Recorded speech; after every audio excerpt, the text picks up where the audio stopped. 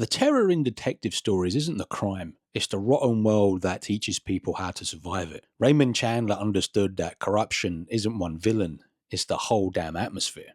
Philip Marlowe didn't just show up in Noir, he became Noir's moral climate. The Philip Marlowe effect is the idea that Marlowe is the blueprint for the detective who's flawed but decent, tough enough to walk through the dark, and moral enough to know it's wrong.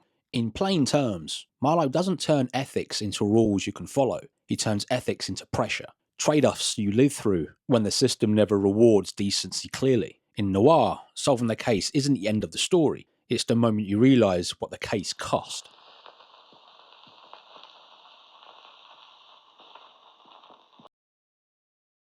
Marlowe's reputation is streetwise, weary, principled, but the deeper pattern is simpler. A Marlowe story runs on contradictions. He wants truth, but truth is usually buried in lies. Institutions that claim to protect morality are shaky, slow, compromised, or indifferent. So complex detectives like Marlowe need more than just a tragic past. They need to negotiate with reality. He isn't just bound by a code. He consistently tests what that code means and when the rules keep changing.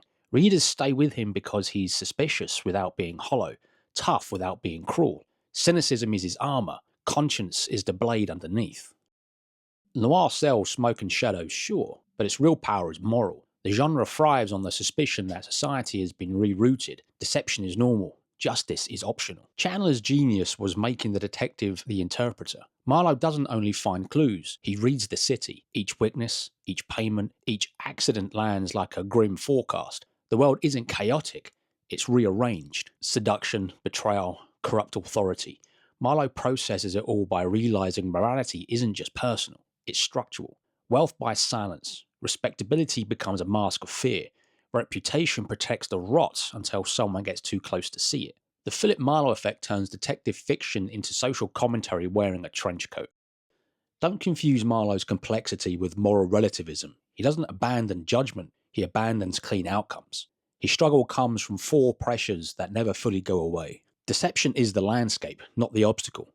People lie because lying is survival. The detective can't just outsmart crooks. He has to understand what people are protecting. Authority is often the problem. Noir's authority isn't always cartoon evil. It's delays, roadblocks, indifference. When the system fails, the detective becomes a moral stand-in, sometimes heroic, often just worn down. Romance and danger come as a package. Noir offers escape, often through a femme fatale or a dangerous kind of comfort. Chandler makes the temptation emotional. Declining it might cost you something, but taking it might cost you everything. Decency survives, even when it's inconvenient. Marlowe's true grit is morality enduring the ugliness. He's not naive, he's bone tired. Still, he takes responsibility where he can, and regrets where he must. You can see Marlowe's template work across Chandler's key novels. The Big Sleep, 1939. Social masks and money reshape what's allowed to be true. Marlowe decodes motives as much as facts, and the right path often leads to partial truths and blurred vision. Farewell, My Lovely, 1940. Moral entanglement tightens. Marlowe confronts how guilt spreads, how people can be both architect and victim, often without realizing which role they are playing. The Long Goodbye, 1953. Empathy becomes a vulnerability. His conscience, his personal virtue gets used against him. In a system that rewards indifference, decency doesn't just get ignored, it attracts harm. Across these books, Marlowe keeps turning mystery into moral inquiry. You don't just learn who done it, you learn what kind of person the city forces you to become to keep standing. So why don't you show me what kind of morality you have in the city that you live in? Why don't you scroll down and like, comment and subscribe to this video. The Philip Marlowe effect lasts because it matches real life. We don't always get the outcome we want, even when we choose the right thing. Costs can be delayed, distorted, or simply irrelevant against larger forces. Tell me about it. Chandler gave Noir a detective who sees the damage but refuses to use it as an excuse. Marlowe's worldview is bleak, but his actions aren't empty. That's what readers crave. Not easy justice, but the possibility of moral responsibility when justice is uncertain. Marlowe returns as a moral witness who stares at the damage without flinching, asking the same question again and again. What does decency mean when the world won't cooperate? The crime felt less chilling than the world around it. That's the Philip Marlowe effect.